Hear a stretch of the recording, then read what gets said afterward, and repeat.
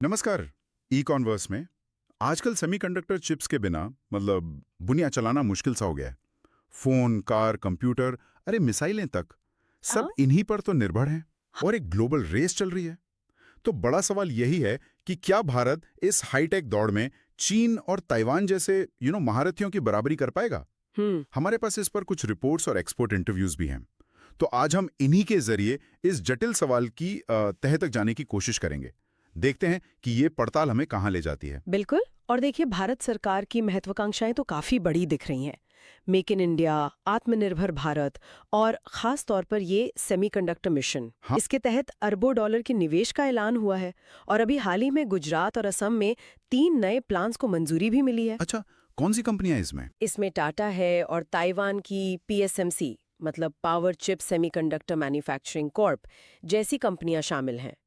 निवेश का आंकड़ा सुना है 15 बिलियन डॉलर पार कर चुका है। वाह, बड़ा निवेश है ये तो। हाँ, साफ है कि लक्ष्य तकनीकी आत्मनिर्भरता और राष्ट्रीय सुरक्षा है। और भारत की एक बड़ी ताकत तो डिजाइन में मानी जाती है ना, हमारे इंजीनियर्स का जो पूल है। हाँ बिल्कुल। सुनने में आया है कि दुनिया के करीब 19% चिप डिजाइनर भारतीय हैं। हाँ, ये आंकड़ा सही है। और एनवीडिया, एएमडी, माइक्रॉन जैसी बड़ी अमेरिकी कंपनियां भी यहाँ अपना आर&डी बढ़ा रही हैं।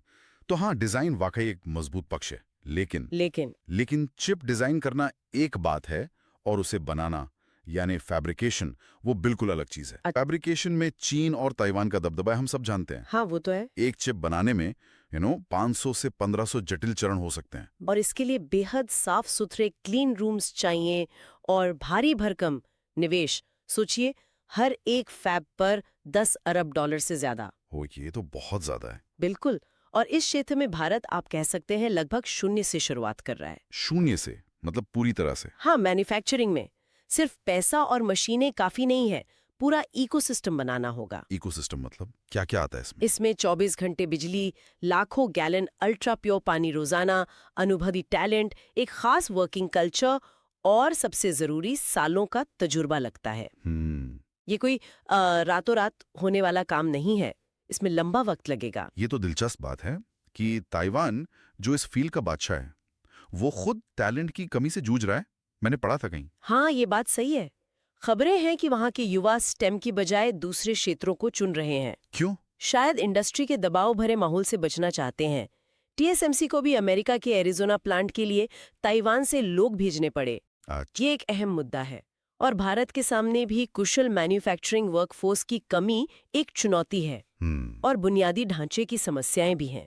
वो वेदांता फॉक्सकॉन प्रोजेक्ट याद है? हाँ, उसमें क्या हुआ था? उसमें पानी और बिजली सप्लाई को लेकर देरी हुई थी। तो उसने दिखाया कि जमीनी हकीकत क्या है। ये छोटी मोटी बाधाएं नहीं है। तो क्या ऐसे में ताइवान भारत का मददगार बन सकता है? कुछ रिपोर्ट्स में तो ऐसी संभावना दिखती है। देखिए, इसकी संभावना तो है। ताइवान शायद भारत को अभी प्रतियोगी नहीं बल्कि एक पार्टनर के तौर पर देख रहा हो। लेकिन इसमें कुछ पेचीदगियां भी हैं। जैसे कि? देखिए, दोनों देशों के रिश्ते सिर्फ चीन फैक्टर पर आधारित नहीं है। फिर भी सीधी हवाई कनेक्टिविटी बंद है और राजनीतिक स्तर पर मुलाकातों में भी कमी आई है। द्विपक्षीय व्यापार 10 अरब डॉलर के पार तो है, पर ये उनके कुल वैश्विक व्यापार का 1% भी नहीं है। तो सहयोग की बातें तो हैं, पर जमीनी जुड़ाव अभी शायद उतना मजबूत नहीं। तो अंत में तस्वीर क्या उभरती है? क्या भारत ये कर पाएगा? देखिए, क्षमता तो है भारत में और सरकार की इच्छा शक्ति भी दिख रही है।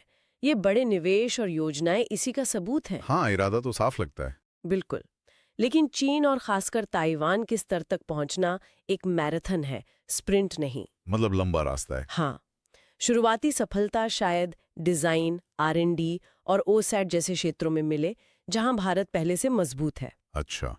एडवांस्ड चिप मैन्युफैक्चरिंग में आत्मनिर्भर बनने में कई साल, शायद दशक भी लग सकते हैं। मेड इन इंडिया चिप्स अभी दूर की कौड़ी लग सकती हैं। हाँ, कह सकते हैं। और यहीं पर एक सोचने वाली बात सामने आती है। क्या? कि क्या भारत को अपनी डिजाइन की ताकत और ताइवान जैसे पार्टनर से मिलने वाली मदद, खासकर मैच्योर नोड्स और OS80 में, इसका इस्तेमाल करके सेमीकंडक्टर सप्लाई चेन में एक खास एक व्यवहारिक जगह बनाने पर ज्यादा फोकस करना चाहिए? बनाम एडवांस्ड मैन्युफैक्चरिंग का लक्ष्य? हाँ। या फिर एडवांस्ड मैन्युफैक्चरिंग का ये बेहद महंगा और जटिल लक्ष्य हासिल करने की कोशिश जारी रखनी चाहिए, जिसकी राह में इकोसिस्टम बनाने जैसी विशाल चुनौतियां खड़ी हैं? बिल्कुल। इस सवाल पर आगे भी नजर रखनी होगी।